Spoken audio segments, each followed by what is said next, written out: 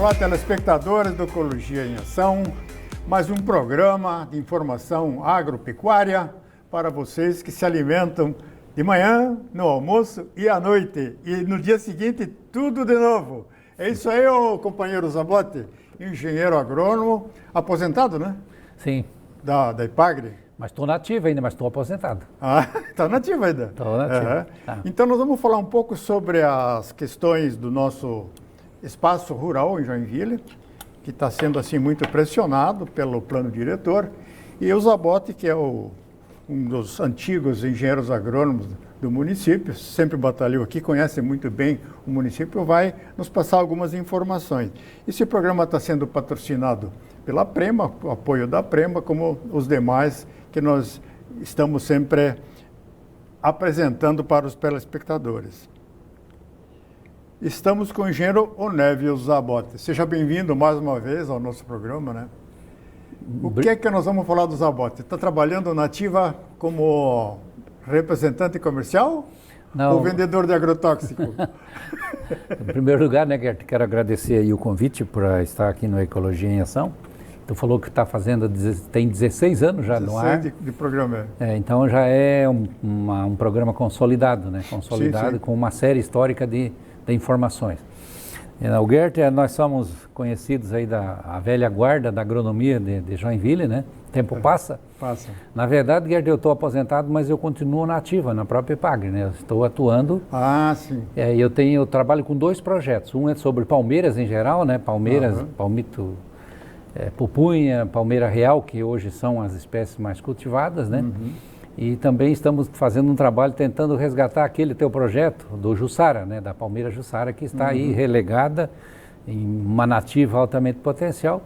E também acompanha os colegas aqui dos municípios, desde Itapoá, Garuva, Joinville, Araquari, Barra do Sul, né? E São Francisco. Então eu tenho assim, circulado bastante nesses municípios aqui do entorno da Baía da Babitonga, né? Então nós vamos tratar da urbanização da zona rural de Joinville. Nós temos aí um novo plano diretor em discussão. E há assim uma insegurança, esse plano, as tendências traz uma insegurança alimentar e produção de alimentos, porque visa urbanizar muitas partes desse espaço rural da produção de alimentos. Então, com toda certeza, você teria assim algumas informações a prestar, dar uma certa tranquilidade para as proprietárias rurais. O que vai acontecer? O Gert, na verdade, é o seguinte, você sabe bem, né, um dos primeiros planos diretores de Joinville foi lá no governo do Pedro Ivo Campos, né? Lá na década de 70, final da década de 60, por aí.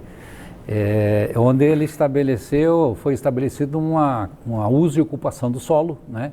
Então, e a BR-101 é uma espécie de uma linha divisora de águas, né? Uma parte das águas descem para a Bahia e outra parte, águas vermelhas, vão lá para o rio Piraí. Né? Então nós temos duas grandes bacias hidrográficas, basicamente aqui de Joinville, que são marcantes, que é a do Cubatão, né? Cubatão e outras bacias menores ali, que é o Piraberaba, a Canela, Quiriri, que é afluente do Cubatão, né? E nós temos o Águas Vermelhas, o Mutucas e os demais que são que caem no rio Itapucu. Então são duas áreas e até com vocação um pouco distintas, né? Sim. Se você pegar a região de Piraberaba, historicamente ali teve a maior bacia leiteira de Santa Catarina. Exatamente. Né? Produção de hortigranjeiros, batatinha inglesa, que foi, né? Tu tens uma história ligada a isso, né, Gert? Que tu estivesse na Alemanha fazendo estudos nessa área. E Joinville foi um grande produtor. Uma cooperativa com 800 cooperados? 800 cooperados, que era o que? A cooperativa mista? Mista de agrícola de Piraberaba. De Piraberaba. Então essa região de Piraberaba. A região da bacia do rio Piraí, a cultura dominante é o arroz. É o arroz.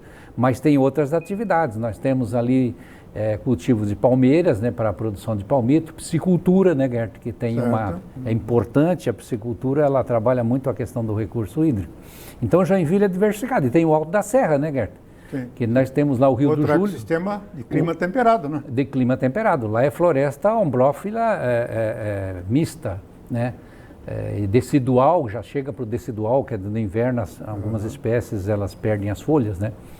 Então o Joinville tem esse diferencial, um gradiente que você sabe, vai do zero aqui embaixo, a Vigorélia, a Babitonga, e vamos a 1.352 metros da Serra Queimada lá em cima. Então, isso, onde metem fogo todo ano. Isso, que tem os famosos. E essa questão de você discutir um plano diretor, rediscutir o plano diretor, ela na verdade tem um impacto muito grande, porque você está definindo os próximos anos. Até quanto está definindo? 2030, 2040, 2050, 2051, nós vamos fazer exatamente 200 anos, né? Mais ou menos isso. Nós estamos com 171 agora, né? 200 anos. Então, na verdade, o planejamento de uma região, nós falamos na cidade, mas nós estamos num contexto regional. Mas a área agrícola não é um lugar sagrado? A área agrícola, segundo o Cadorim, não podia ser ocupada com outras coisas. É área agrícola. É área agrícola. Pelo diretor na cidade, mas não na zona rural. Exatamente. Esse é um problema que que a Associação dos Engenheiros Agrônomos tem levantado, porque o plano diretor ele trabalha a visão urbana, né? Urbana. Mas a visão do espaço rural, ela é meio que a grosso modo, né? Não é uma coisa mais... Devia ter uma prefeitura urbana e uma prefeitura rural, né? Você não acha também? Acho. Eu acho que nós abordamos aí num programa na Câmara de Vereadores uma questão que eu acho que é chave, Gert. Não é crítica à atual administração, o atual presidente da ex-Fundação 25 de Julho, Maia. Ao contrário, eles estão fazendo um esforço enorme. Certo. Mas nós temos que ter uma visão de que todo o planejamento, eu não tenho nada contra nenhuma categoria profissional, Gert. Sim. Eu acho que todas elas são importantes e são relevantes. São importantes, Mas, se você analisar friamente, quem faz o plano diretor, via de regra, dominante são arquitetos urbanistas. Urbanistas, Tem o arquiteto paisagista também, mas esse é voltado mais também para a paisagem urbana. E o espaço rural, ele não é visto de forma adequada. Né, Gert? Inclusive, se você pegar os tipos de solo que tem em Joinville, você pega uma classificação da Embrapa, da Empresa Brasileira de Pesquisa e Extensão Rural, que o professor Huberto da Federal fez, nós temos aqui em torno de... A Embrapa tem 15 solos principais no Brasil, mapeados. Aqui em Joinville tem 11. Poxa. 11 tipos diferentes. Então, quando você começa a fazer um plano diretor, você tem que ver onde a cidade vai se expandir. Ela vai expandir sobre áreas férteis? Certo. Sobre áreas que são o cinturão verde? Ou ela vai expandir em áreas de que um solo que não tem todo esse potencial? Solos fracos levando os agricultores para a falência, né? Para a falência, exatamente. Então, esse tipo de análise mais detalhada é que nós questionamos na questão do plano diretor, por entender que a área rural merece um tratamento um pouco mais acurado, vamos dizer assim. E o Cadorim tem levantado isso, ele mostrou umas fotos de Roma, por exemplo. Você vê Roma, uma cidade milenar, e você verifica nela que tem os espaços verdes, tem os parreirais dentro da cidade, né? Sim. Produção de uva, de vinho, e eles conciliam perfeitamente esses ambientes urbanos e rurais. E nós achamos que temos que excluir o rural, né? Para ocupar com o urbano. Para ocupar com o urbano. E esse conceito é ultrapassado, né, Guerra? O conceito, você tem que buscar uma integração entre a produção de alimento, o que tu falou aqui no começo do programa. De onde vem a comida do nosso dia a dia? De manhã, de meio-dia, de noite e tal. Tem coisas que podem vir de longe. Puxa descarga, come de novo. Come de novo. Então, tem certos alimentos que eles têm que ser produzidos no chamado cinturão verde, nas proximidades, os temperos, as folhosas, essa coisa toda, e até frutas, né? Nós somos um bom produtor de banana. Então, por que sacrificar algumas áreas agrícolas que são potencialmente importantes na integração da cidade, até no turismo rural, né, Gert? Até no turismo rural. Você sabe que quando você pode buscar outras formas. Nós temos que pensar nesse aspecto. Você sabe que em 1960 eu passei o ano inteiro na Alemanha, na zona rural da Baixa Saxônia e da Bavária. Na região da Bavária era gado leiteiro. E o proprietário rural lá sempre é repassado por primogênito a herança da propriedade rural. Ela não pode ser ocupada por casas. É extremamente rígido esse sistema fundiário, principalmente na Alemanha, que eu conheci pessoalmente, né? Certo. Então é um solo sagrado. Não cabe plano diretor em cima da zona rural. Não cabe. Tem que permanecer a propriedade rural. Tem que ser, a cidade cresce e a zona rural não cresce junto. Certo. Então você tem que aperfeiçoar a tecnologia. Mas nós estamos aí com outros questionamentos, que é, por exemplo, o caso da água. O Anselmo Cadurim fala muito da água, ele é um grande defensor. Temos aí um programa com a Companhia Águas de Joinville. O que você pensa disso aí? A água é um fator importante, não seria? O Gert, na verdade, se você for analisar friamente, o campo tem 3 vocações assim que são mais assim o que a gente vem acompanhando, né? Certo. Ultimamente. A primeira seria a produção de alimentos, né? Mas não se produz alimentos sem água, nem no campo e nem na cidade também se precisa de água. Então, a produção de água, ela está associada realmente à proteção dos mananciais, ao manejo das culturas, de forma que você evite a entrada de resíduos, essa coisa toda. E há também, mais recentemente, né, Gert, uma coisa que é mundial, a pandemia também provocou isso, que é a busca do campo como forma de você, a paisagem, de você desafogar um pouco desse estresse urbano. Né? As pessoas a cidade ela está cada vez mais sufocante, esse é um problema sério, né? E aí o campo é uma forma de você, as pessoas abastadas, eles têm casa na praia e têm casa no campo, mas a maioria da população, né, Gert? Então as propriedades rurais estão se abrindo para receber essas pessoas, atender essas pessoas, para elas poderem verificar... Qualidade de vida. Qualidade de vida, num pomar de frutas nativas, você vai lá tem cambucá, lá tem pitanga, goiaba, então banana. Isso, e aí o produtor recebe uma forma de compensação por isso e o urbano ele tem esse espaço. Então o campo tem essas 3 vocações, mas a água, ela sem dúvida é uma das principais, é o ponto-chave disso. E nesse sentido, né, Gert, Joinville trabalhou, já vem trabalhando desde a década de 80, a Prema vem trabalhando muito e bem antes, né, a Prema, você pode falar melhor do que eu, como fazer para realmente nós proteger os nossos mananciais. E o agricultor sempre foi visto como vilão, né, vilão. Mas, na verdade, se você for analisar, os agricultores nossos, pela legislação, eles vêm reduzindo essas áreas de cultivo gradativamente ao longo do tempo, né?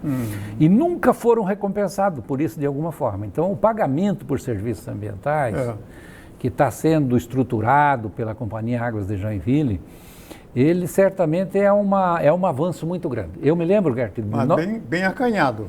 Hoje ele está, eu diria para ti que ele está muito burocrático, eu alertei o pessoal. Vai ser muito caro também. A coisa tem que ser mais simples, mais objetiva e mais direta. Eu tenho falado sobre Nova York, sobre isso. O primeiro trabalho no mundo de produção de mananciais foi em Nova York, na década de 50.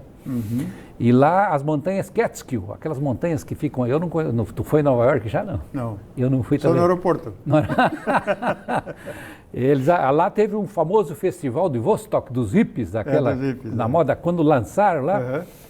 E lá é que tem as nascentes principais que abastecem Nova York. E o conceito de tratamento de água, assim como o nosso aqui, lá era, quanto mais na foz você fizer a estação de tratamento, melhor, porque tem mais água. A questão da poluição... Só que é qualidade, né? A questão da poluição julgava-se que o filtro tal, você elimina, mas não é bem assim, né? Não é bem assim, né? Aí eles fizeram um estudo e chegaram à conclusão que era melhor proteger os mananciais lá das montanhas de Catskill do que investir em estação monstruosa e em tratamento. Caríssimas. Né? Caríssimos. E foi isso que eles fizeram. Só que lá tinha agricultores, olha a diferença do tratamento. Os agricultores eram organizados e chamaram a companhia de água lá de Nova York, vamos sentar na mesa, estamos de acordo, mas tem 3 condições. Zabotti, você na reunião pública do dia 15 de fevereiro, lá na Câmara de Vereadores, falou sobre a mineração de seixos rolados e o impacto que essa mineração trouxe para os agricultores.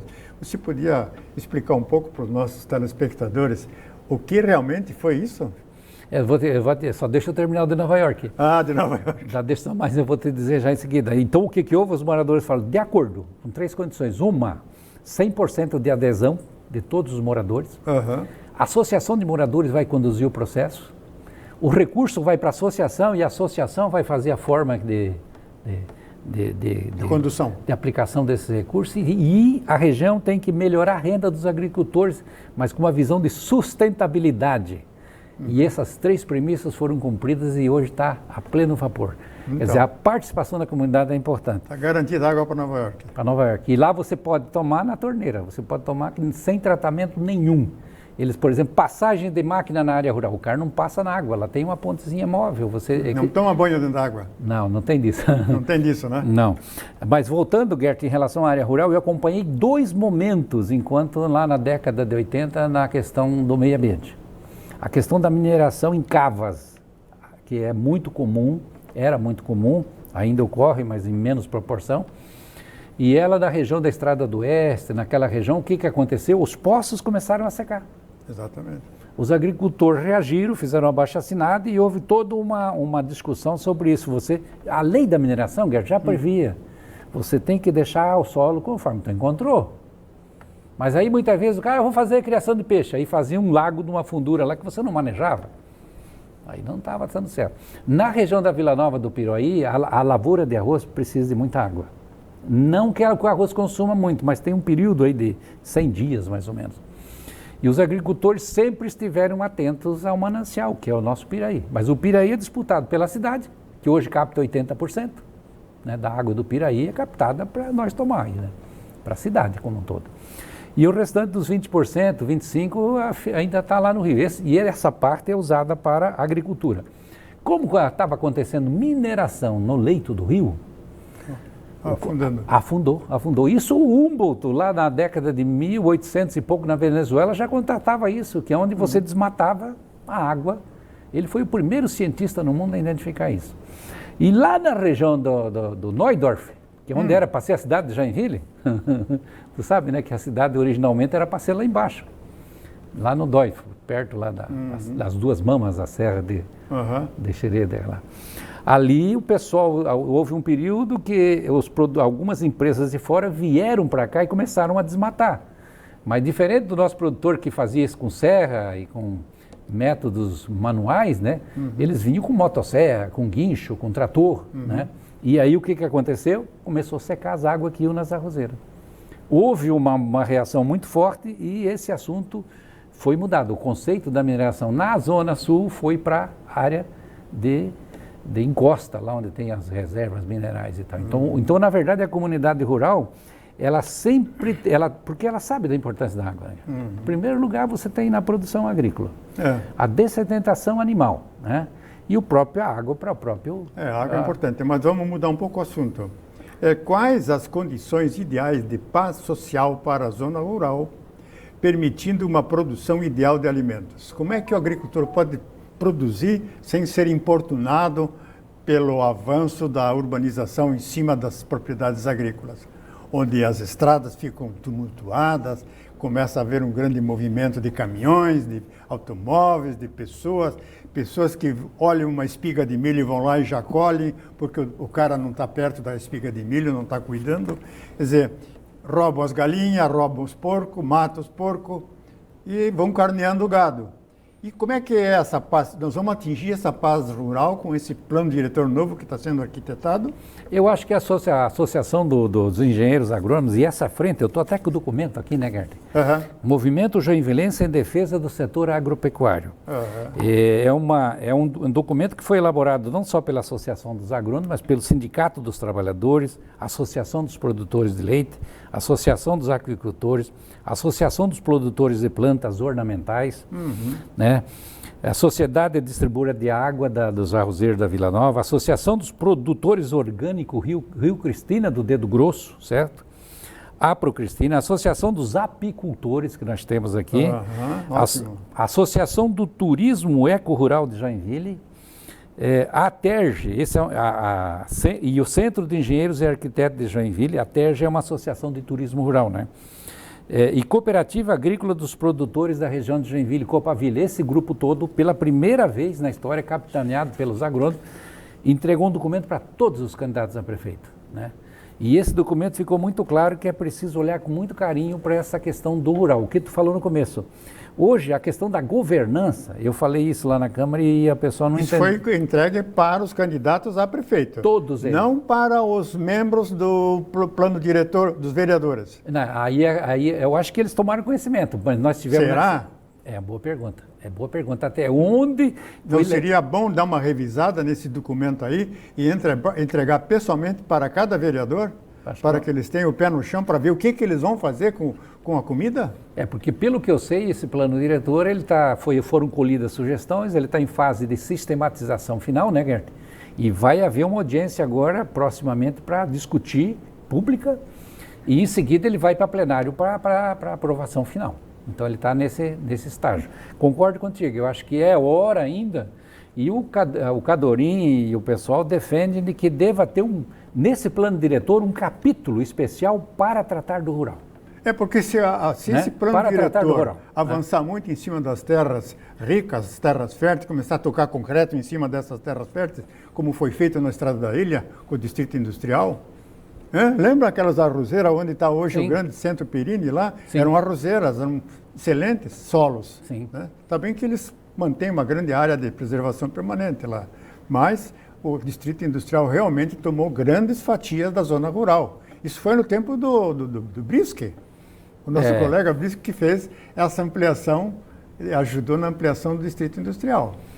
Mas nós não podemos continuar avançando em cima das terras férteis. Né, Gert? E isso acontece, Gert, não apenas em Joinville. Esse é um problema, Araquari está enfrentando esse problema, Garuva está enfrentando esse problema, Itapoá, São Francisco, Barra do Sul, Barra Velha, Jaraguá, Guaramirim, é uma questão que tem que ser realmente analisada. Qual é a área de produção de alimentos? Quais são as áreas de produção de água, certo? Aonde é que tem essas áreas que tem que ser o lazer, que eventualmente o turismo rural? De entrar um pouco mais em detalhes, sem criar uma burocracia, né, Gert? Que a burocracia também muitas vezes não ajuda, mas planos de incentivo e que as pessoas se sintam motivadas, que elas tendo renda, elas ajudam a cuidar. Agora, tu colocou uma questão... A legislação fundiária também devia mudar, né? A legislação fundiária. Tu colocou uma questão fundamental, a questão da segurança também é importante. Eu vejo o caso de agricultor lá na Estrada do Pico, o cara estava lá cortando banana, ele escutou um barulho do outro lado, tinha um sócio também cortando. Ele chegou pro cara, o carro parado, o que está fazendo? Não, eu vi essa banana na beira da estrada, estou levando. Ele falou, pô, por que não falou comigo? Até eu te arrumo se tu... te dou para se não puder. Então agora eu faço mais uma pergunta, que justamente tem uma proposta aí de desafetação de área da APA, que envolve grande parte da APA. Não estaríamos permitindo a criação de uma petrópolis nessa região do Quiriri? Sim. Gert, é bem lembrado, eu esqueci de falar disso aí. A questão do risco ambiental. Todos que habitam essa região, os mais antigos e todos, você sabe que há fenômenos climáticos extremos cíclicos. Alguns são 10 anos, outro 15, outro 20. E realmente essa região, do ponto de vista ambiental, tem uma fragilidade muito grande. Os mais antigos colonizadores, eles tinham uma espécie já tinham uma espécie de um instinto. Eles procuravam áreas mais elevadas, mais afastadas, livres dessas torrentes que nós chamamos, torrentes. E aquele grupo da GTZ alemã, que veio depois de 95, lembra de 95 que houve aquela hecatombe, que levou a barragem do Cubatão e tal? Isso. O grupo da GTZ fez um estudo completo. Esse estudo foi entregue ao Estado, à Fátima, na época, hoje Instituto do Meio Ambiente, foi entregue a Joinville, desde a questão da barragem, a questão do alargamento do canal do Cubatão até a Foz, que na verdade não foi feito só 5 quilômetros abaixo, né? Enfim, essa questão do risco realmente é um problema seríssimo.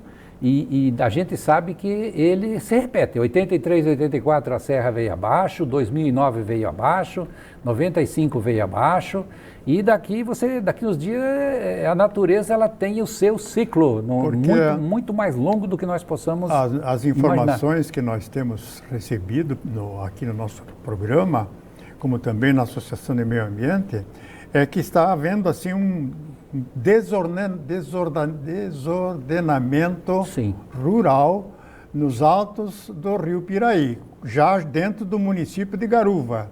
Como é que vai suscitar isso aí? Tu diz o Quiriri, né, Gert? Não Piraí, Quiriri, né? Quiriri, isso.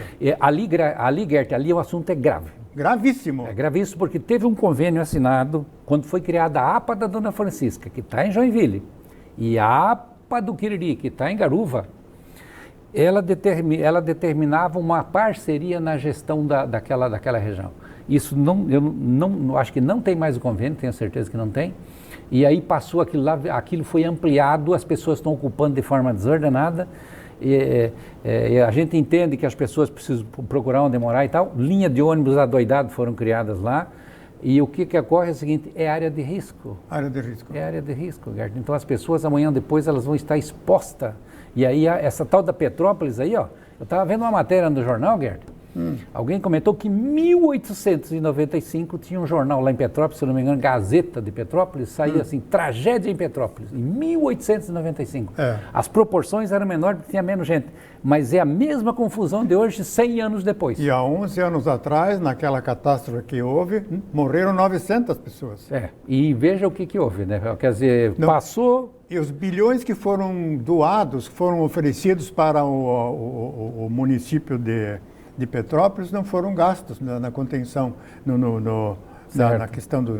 Agora, eu queria perguntar para você, que representa a Associação dos Agrônomos, o que pensam os agrônomos em relação ao Vale Verde e ao Verde Vale, ao projeto? Pois é, Gert, esse é um projeto muito polêmico, assim, que eu, para falar a verdade, eu não tenho assim muitos detalhes de informação. Está mudando toda hora o projeto. Ele está muito em discussão. O que a gente percebe é que eu fui criado numa região, assim, antes de vir para Joinville, onde as cidades elas eram fundadas lá, começavam do zero, lá nas matas, né? Aí você tinha, na cidade a gente chamava de lote, data, depois ao redor tinha chacrinhas, e depois tinha o sítio e lá mais para trás tinha as fazendas, né? Aqui, na verdade, nós tivemos sempre propriedades rurais. Em média, era 100 metros de frente, tu sabe, por 1.000 de fundo, era quanto? Era 25 hectares, né? 25 hectares. A cidade foi avançando e foi havendo um desmembramento. Então, nessa área lá, eles estão querendo transformar em área de chácara. Mas é chácara urbana, não é chácara rural. E tem umas áreas que tem solo ali, que é solo bom para agricultura. E que tem agricultores que querem se manter na produção. Então, eu acho que tem que ser muito bem estudada essa questão da urbanização. Porque senão é aquilo que nós falamos. A governança rural, Gert, é um problema. A prefeitura de Joinville é muito grande. Ela tem 13 mil funcionários, né?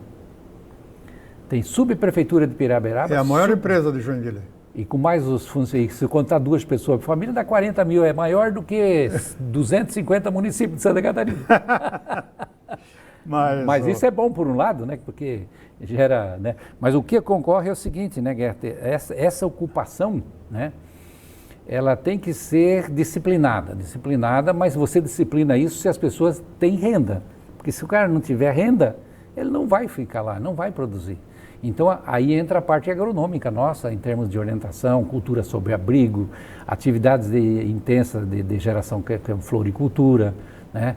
A questão de folhosas, tempero verde. Com a tentativa de ressuscitar a Fundação 25 de Julho e do SEASA, a proposta do Executivo de um plano diretor adensado com loteamentos no espaço rural, não seria perdidos os esforços e investimentos previstos pelo governo do Adriano?